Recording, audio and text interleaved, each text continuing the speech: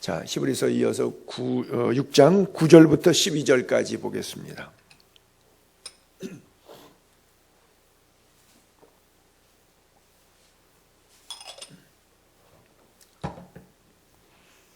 히브리서 6장 9절부터 12절까지.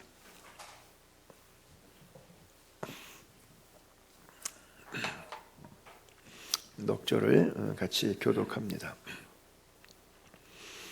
사랑하는 자들아, 우리가 이같이 말하나 너희에게는 이보다 더 좋은 것, 곧 구원에 속한 것이 있음을 확신하노라.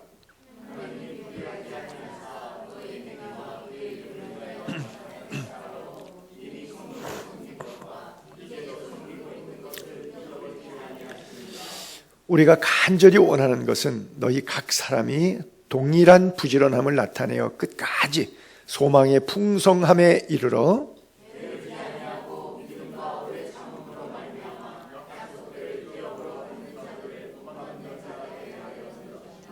아멘. 자, 9절에 보게 되면 이렇게 시작하죠. 사랑하는 자들아. 히브리서 전체에서 이 구절이 여기 딱 한 번에 사랑하는 자들아, 이런 메시지는 여기 딱 한 번만 나와요. 사랑하는 자들아. 왜냐하면 이 앞에 8절에서도 이런 표현을 썼었거든요. 만일 가시 엉겅퀴 내면 버림당하고 저주함이 가까워 그 마지막은 불사람이 된다. 그리고 또 4절, 5절, 6절에서는 한번 비침받고 하늘의 은사 맛보고 성령에 참여한 바 되고 하나님 말씀 내세 능력 맛보고도 타락한 자들은 다시 새롭게 회개할 수 없다. 왜? 하나님 아들 십자가 다시 못 박아 드러내놓고 욕보이는 것이기 때문이다. 이런 말씀을 하시거든요. 사랑하는 자들아. 그러니까 이 연결점에서 굉장히 강한 어조로 설교했단 말이죠. 그러니까 설교하는 자가 우리 미워하나? 뭐 이런 느낌이 올 수도 있는 그런 분위기예요. 그래서 반전하는 의미에서 왜 이렇게 강력하게 설교하느냐? 그럼에도 불구하고 당신들은 천국 가야지 지옥 가면 안 되지 않느냐? 이런 그런 강조점이거든요. 그래서 내가 당신들을 사랑하기 때문에 하는 이야기다. 사랑하는 자들아, 우리가 이같이 말하나, 말을 이렇게 했지만, 이렇게 설교했지만, 우리가 이같이 말하나 확신한다. 나는 뭘 확신해? 여러분들 안에 더 좋은 것이 있다. 그 더 좋은 것이 뭐냐? 구원이라고 하는 것이죠. 구원에 속한 것이 있음을 확신하노라. 나는 우리 예수의 교회 성도님들이 구원받았고 천국 백성인 것을 확신합니다. 여러분 이미 가슴속에 하나님의 나라 천국이 소유된 자임을 믿습니다. 그래서 사랑하는 자들아, 굉장히 듣기에 제 편안하고 이렇게 부드러운 그런 어조로 이야기를 해줬어요. 여러분 예전에 학교 다닐 때 보면 선생님들이 몽둥이 갖고 다녔죠. 손바닥 때리고 막 그러는 거. 남학생들은 주로 칠판 앞에 손대라 그래서 엉덩이 때리고 그랬거든요.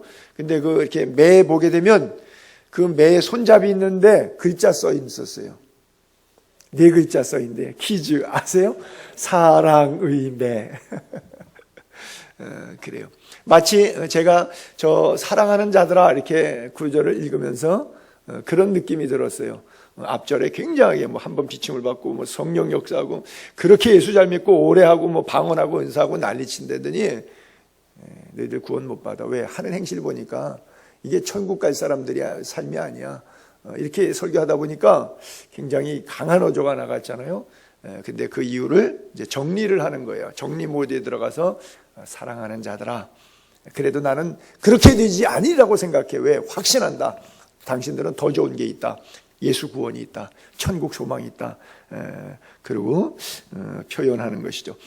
자, 초대교회 1세기 때 박해와 핍박이 많았는데 그때도 베드로전서 1장 8절과 9절에 보게 되면 심판받는 환난받는 역경 속에 있는 그런 성도들에게 베드로가 이렇게 말했어요. 참 예수님 부활 승천하셨으니까 이제 못 보는 세대 1세기에 예수님 떠나가신 이후의 세대의 신앙생활하는 성도들이에요. 예수를 너희가 보지 못하였으나 사랑하는도다. 여러분들도 예수님을 못 보고 있지만 사랑하시죠? 네. 1세기 성도들은 더 했어요. 못 봤지만 사랑한다. 이제도 보지 못하고 있지만 지금 이 설교 듣는 순간도 예수님 못 보고 사랑하는 거지만 그러나 믿고 말할 수 없는 영광스러운 즐거움으로 기뻐하니. 환난과 역경과 궁핍, 초대교회에 박해가 있는데 뭐 기쁠 일이 있고 뭐 즐거울 일이 있겠어요? 그런데도 그 즐거움과 기쁨을 말할 수 없이 영광스러운 즐거움과 기쁨이라고 그렇게 표현해요. 왜 그랬느냐? 이 믿음의 결국이 어디냐? 믿음의 종착역이 어디냐? 천국 간다. 할렐루야. 영혼의 구원을 받음이라. 여러분, 그래서 교회 백날 다니고 예수 믿은 지 뭐 몇십 년 되고 이거 하나도 중요하지 않아요. 뭐 목사 됐냐 장로냐 이거 중요하지 않아요. 지옥 가면 다 쓸데없는 거예요. 그래서 우리가 직분도 중요하지 않고 연조도 중요하지 않고 내 안에 천국이 있는가, 믿음 생활했는데 믿음 생활의 결국 종착역이 영혼 구원 받았느냐 못 받았느냐 이거로 결정나는 거예요. 가장 중요한 거 이거예요. 예수에게 살아가는 지체들이 이거 놓치지 않게 되기를 바랍니다. 여러분, 믿음 생활 신앙 생활 하는데 결국 뭐냐, 종착역에 가니까 아무것도 아니었더라 이러면 안 돼요. 영혼이 구원받아야 돼요. 비록 육신의 삶에 초대교회 1세기 때 박해 때문에 궁핍하고 환난과 역경으로 인해서 어려운 삶을 살았지만 그럼에도 불구하고 돈 몇 푼, 뭐 밥, 뭐 얼마짜리 더 먹고 안 먹고, 이게 중요한 것이 아니라, 그래요. 가치, 어떤 물질적인 밸류가 중요한 것이 아니라 여러분 안에 하나님의 나라가 있는가, 늘 구원 점검 다시 해볼 수 있게 되기를 바랍니다. 그래서 열매 없는 어두움의 이를 벗어버리고 빛의 갑옷을 늘 입고 하나님의 전신갑주를 취하고 살게 되기를 바랍니다. 늘 주님은 문 밖에서 우리를 두드리세요. 아무개야 아무개야 들이요. 문을 열면 예수님이 우리에게 들어와 먹고 마시고 동거 동락 동행하시는 은혜로 우리 안에 역사하심을 믿습니다. 그래서 우리가 진짜 거듭난 그리스도인, 진짜 가슴에 하나님의 나라가 있는 그리스도인들은 이 세상에 살아가는 라이프 스타일이 달라요. 어떤 상황 속에서도 기뻐할 수 있고 즐거워할 수 있어요. 왜? 평화로다 하늘 위에서 내려오네. 주님이 주시는 평화. 내가 너희에게 주는 것은 세상이 주는 것 같지 아니하니 너희는 마음에 근심하지도 말고 두려워하지 말라. 내가 너희에게 평안을 주노라고 했던 그 평안은 바로 너희가 세상에서 비록 환난을 당할 때도 있겠지만 두려워하지 말라, 근심하지 말라, 염려하지 말라. 왜? 내가 세상을 이기었노라. 할렐루야.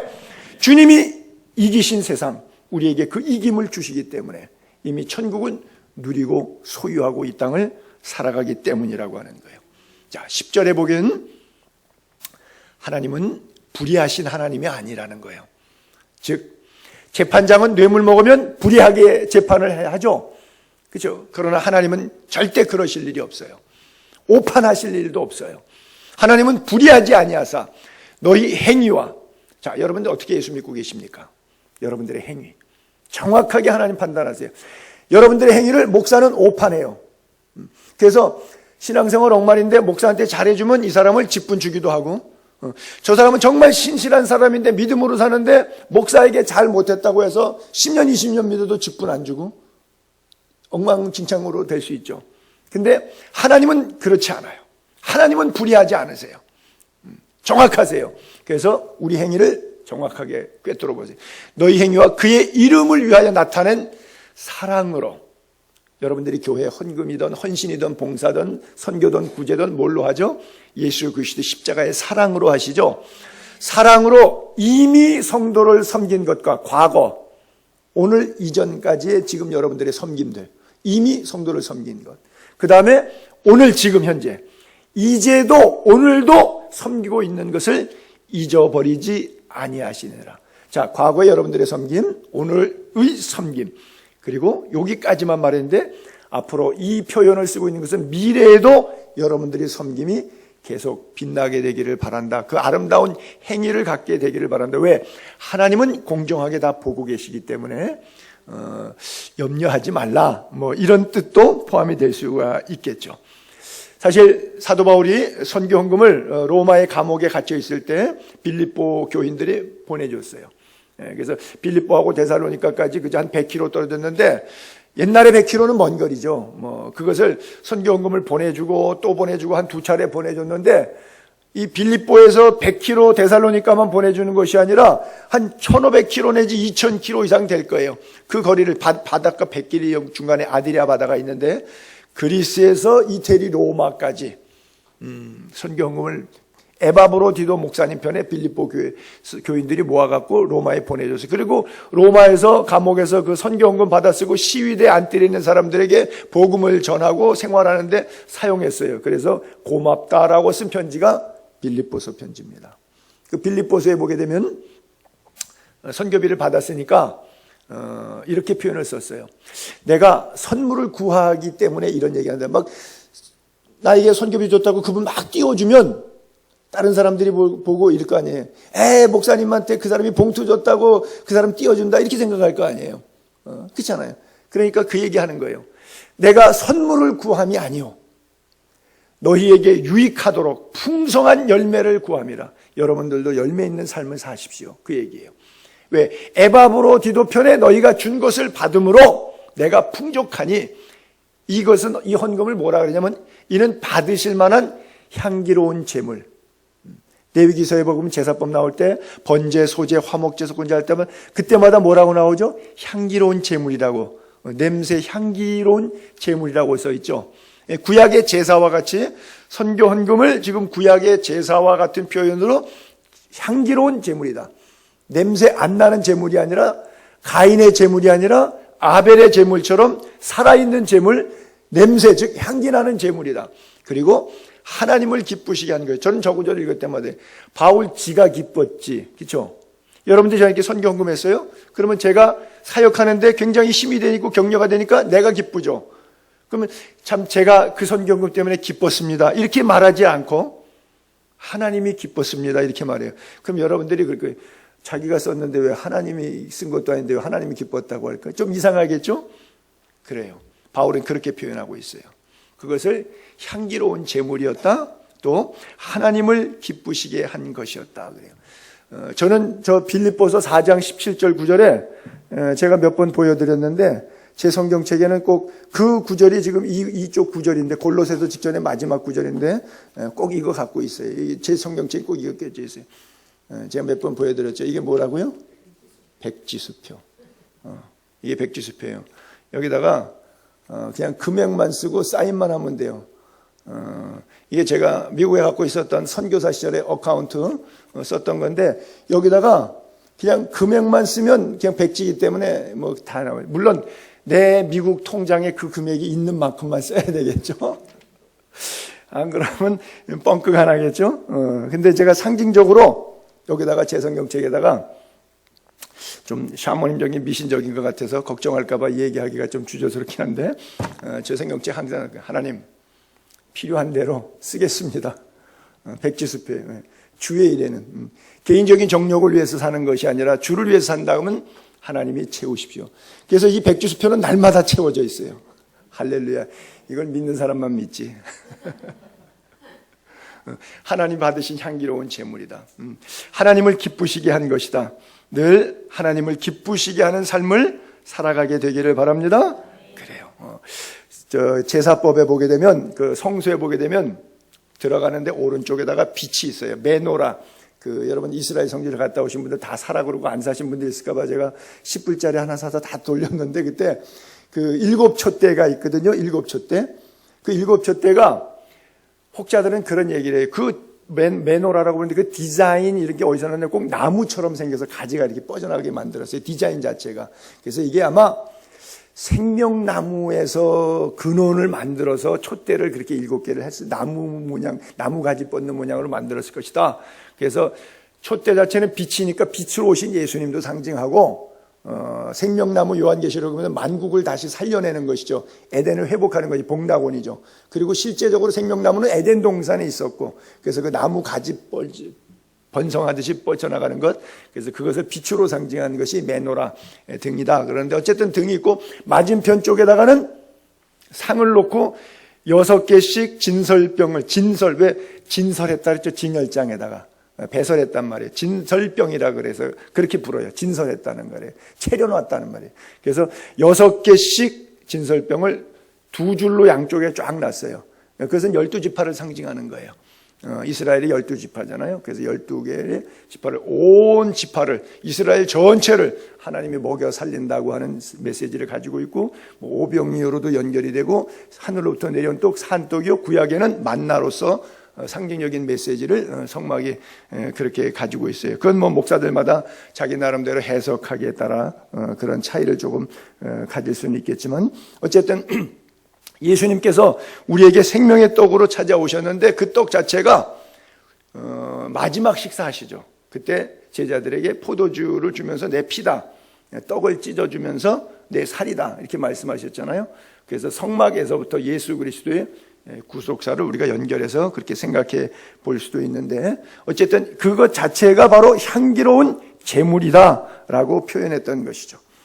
마태복음에 보게 되면 예수님의 설교 10장에 보게 되면 42절에 누구든지 제자의 이름으로 이 작은 자 중 하나에게 냉수 한 그릇이라도 주는 자는 내가 진실로 너희에게 이르노니 그 사람이 결단코 상을 잃지 아니하리라. 제가 기도할 때도 많이 사용하고 이렇게 표현할 때도 많이 쓰는 것 가운데 하나죠. 냉수 한 그릇. 그렇죠? 길 가다가 거지에게 냉수 한 그릇 준 것, 즉 작은 자에게, 소자에게 냉수 한 그릇처럼 그 사람을 시원하게 해줬던 그 어떤 사건도, 물질도, 상황도 연결될 수 있겠죠. 한번 허구해 준 것 이르기까지 정말 냉수 한 그릇처럼 그 사람에게 가장 적절한, 그 어리석은 부자가 지옥에 갔을 때 아브라함에게 나사로를 보내서 손끝에 물 한 방울만 적셔서 내 혀끝을 서늘하게 해달라고 하는 그런 부탁이 있는데, 냉수 한 그릇이면 손가락 끝에 물 한 방울과 비하면 얼마나 큰 것이. 근데 하나님 나라에서는 결단코 상을 잃지 아니하리라. 할렐루야. 그러면서 대비되는 구절을 제가 하나 또 올렸는데, 그러나 주의할 것, 하나님 예수님의 산상수훈 설교의 한 토막이었죠. 그러므로 구제할 때, 즉 냉수 한 그릇 줄 때, 외식하는 자가 사람에게 영광 받으려고 회당과 거리에서 하는 것 같이 나팔 불지 마라. 자기 자랑한다는 것이죠. 그것은 뭐예요? 자기 상 이미 받았다. 즉 주님이 상 안 주신다. 자, 여러분들 신앙생활하고 뭐 봉사하고 섬기고 헌금하고 헌신하고 취사봉사하고 여러 가지 다 했는데, 하나님이 분명히 냉수 한 그릇 떠준도 상급을 준다 그랬는데 가봤더니 상은커녕 아무것도 없어. 이유가 뭘까요? 성경이 답을 분명히 가르쳐주고 있죠. 그렇죠? 답이 여기 나와 있어요. 특별히 저런 구절들은 목사 자신이 아주 조심할 필요가 있어요. 왜? 헌신과 헌금은 성도들이 했거든요. 저는 전달자 역할을 했는데 헌신자는 드러나지 않잖아요. 제가 선교지 가서 영국 가서 뭐 좀 만용도 좀 부려갖고 이번에 오시면, 제가 예전에 미셔너리 컨퍼런스 했을 때, 아테네 했을 때 김명영 목사님이 오셔갖고 100불씩 주면 좋겠네. 우리 77명인데 교회에서 교인이 이렇게 가시면 목사님 쓰세요 하고 줬다고 10불씩 77명 선교사에게 다 주더라고요. 뭐 77명이니까 10불씩 줘도 작지 않은 큰 금액이죠. 저도 그래서 23명인데 파운드로 바꿔서 20파운드짜리로, 20파운드면 1,500대 1이니까 한 3만 원 되는 거죠. 뭐 큰 돈은 아니에요. 그래서 드렸더니 얼마나 행복해하는지 몰라.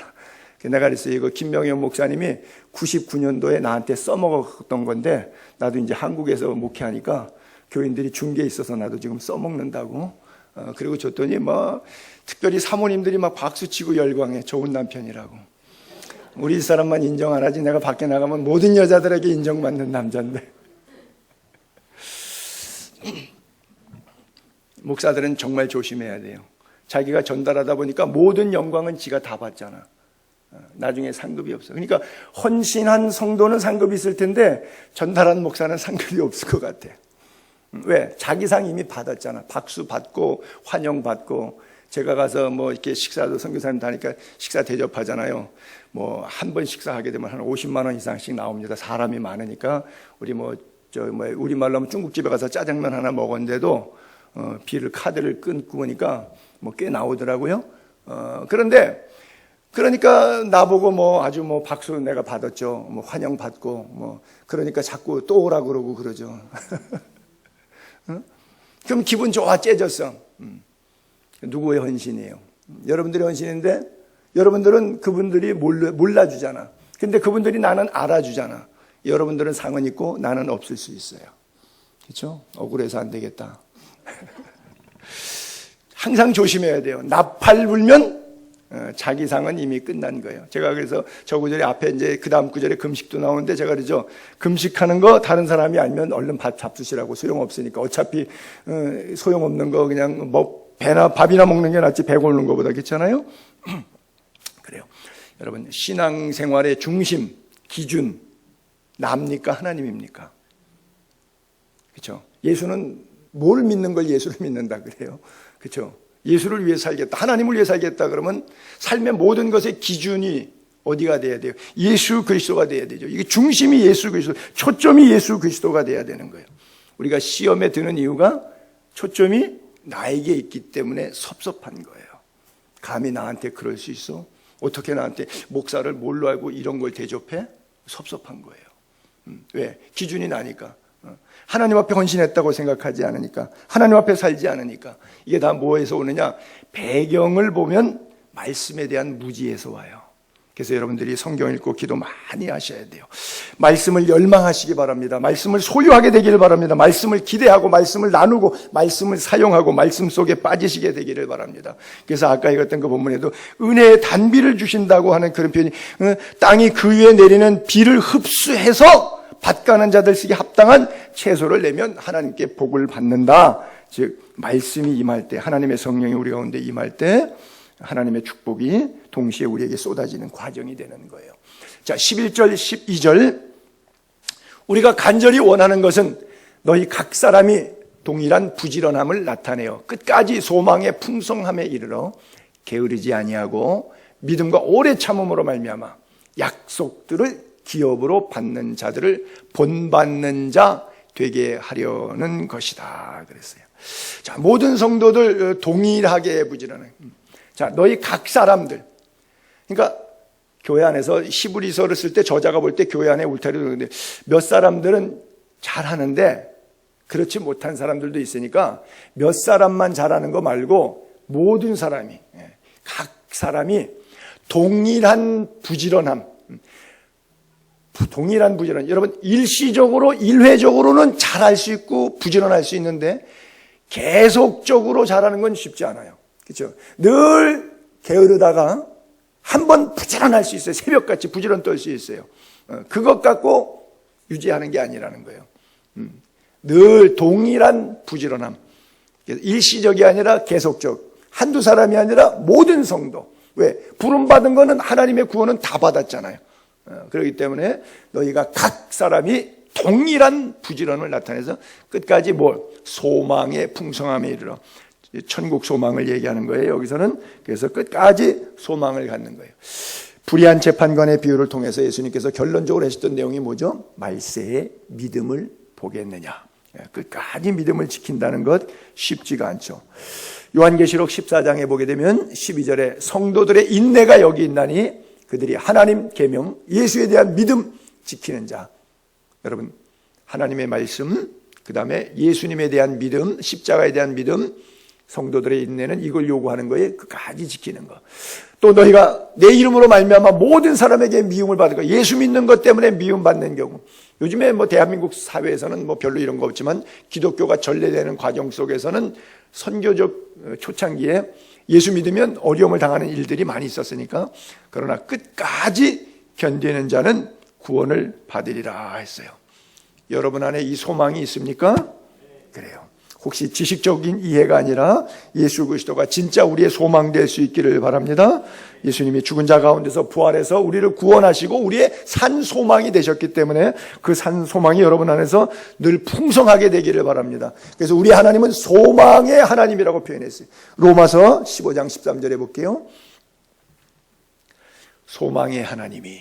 하나님을 수식하는 단어가 사랑의 하나님이, 이런 표현도 있는데 이 로마서 15장에는 하나님을 소망의 하나님이라고 수식했어요. 여러분들의 하나님은 어떤 하나님이에요? 복스러운 소망의 하나님이 되심을 믿으시기 바랍니다. 소망의 하나님이 모든 기쁨과 평강을 믿음 안에서 너희에게 충만하게 하사 성령의 능력으로 소망이 넘치게 하시기를. 자, 소망의 하나님이라고 하는 소망단을 두 번 썼는데 그 소망의 하나님이 우리의 소망을 넘치게 해주시는데 그 과정 속에 넘치게 해주시는 과정이 뭐예요? By Holy Spirit. 뭐 과정이 있는데 뭘로 말미암아? 성령의 능력으로. 할렐루야. 이 시대는 성령 시대예요. 성령 없으면 살 수 없어요. 내 힘으로 산다고요? 천만의 말씀이요. 우리 힘은 해딱해요. 늘 넘어지고 시험 들기 쉬운 거예요. 성령이 나를 붙잡아 주시고 성령의 능력이 나를 견인해 주실 수 있기를 바랍니다. 그래서 우리가 환난 중에도 즐거워하느니, 저거야말로 제정신 아닌 소리예요. 즐거울 때 뭐예요? 좋은 일이 있어야 즐겁지. 무슨 환난 당하는데 즐거워요. 근데 성도는 환난 중에도 즐거워요. 왜? 최종 환난은 뭐예요? 죽음이잖아요. 근데 우리는 죽음이 끝이에요? 천국의 시작이잖아요. 그러니까 죽음이 우리를 절망시킬 수가 없는 거기 때문에 어떤 극한 환난도 우리에게는 다 즐거움이에요. 그렇잖아요. 죽음을 뛰어넘는 고통은 없잖아요. 죽음보다 강한 고통은 없잖아요. 죽음이 최후 고통이잖아요. 최후 환난이잖아요. 죽음이. 죽인 다음에 뭐 어떻게 할 거예요? 그렇잖아요.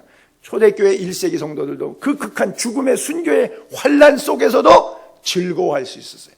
여러분이 비록 환난 시대, 순교당하는 시대는 아니지만 이 시대의 세상을 살아갈 때 그런 힘으로 살게 되기를 바랍니다. 그런 능력으로 살게 되기를 바랍니다. 환난 중에도 성령의 능력으로 즐거워하게 되기를 바랍니다. 이는 환난은 우리를 성숙하게 만들어 가시기 때문에 인내를 주셔요.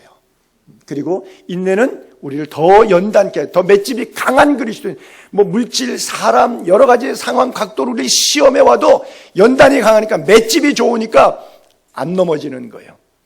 그 다음에 연단은 마지막 천국을 이루는 줄 압니다. 할렐루야. 천국의 소망, 내세의 능력, 저와 여러분 것 되기를 바랍니다. 이 세상에 순간적인 즐거움들은 있어요. 돈 몇 푼에 울었다 웃었다 하는 즐거움이 있을 수는 있어요. 그러나 그건 영속성이 전혀 없습니다. 하나님의 말씀만이 영원한 즐거움임을 믿게 되기를 바랍니다. 그래요. 죄로 말미암아 여러분들이 감각이 무뎌져, 세상 향락 때문에, 물질 때문에 여러분들이 죄로 말미암아 이렇게 무뎌져서 천국에 대한 소망이 늘 희석되지 않도록, 흐미해지지 않도록 여러분들이 믿음과 신앙생활을 꽉 잘 붙잡게 되기를 바랍니다. 이 죄가 올 때 죄에 대해서 과감하게 죄를 알아야 되는데 내가 죄에 둘러 있으니까 죄가 와도 그냥 같은 동류인 거예요. 죄에 대한 감각이 없는 거예요. 그런데 내 안에 하나님의 의가 살아있으면 죄가 올 때 의와 죄는 부딪히기 때문에 저항을 느껴요. 근데 내 안에 죄로 가득하면 저항 없이 친구네 그러고 그냥 받아들이는 거예요. 이게 죄에 대한 무감각성이에요.